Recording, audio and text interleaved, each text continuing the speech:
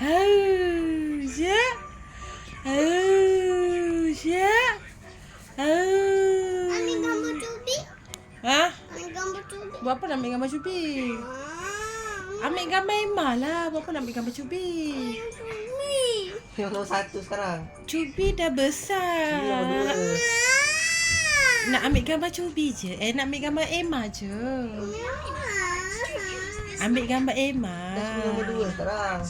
Nanti kalau Cubi buat apa nak ambil gambar? Emma besar ni. Cubi. Buat apa nak ambil gambar Cubi? Miu nak ambil gambar Emma. Emma baby. You tahan cubi. Sikit.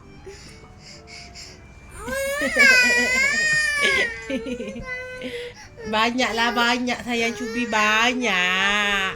Sayang Cubi banyak. Cubi. Tapi Emma lagi banyak ah. Ambil gambar cubi juga. Ambil gambar Emma.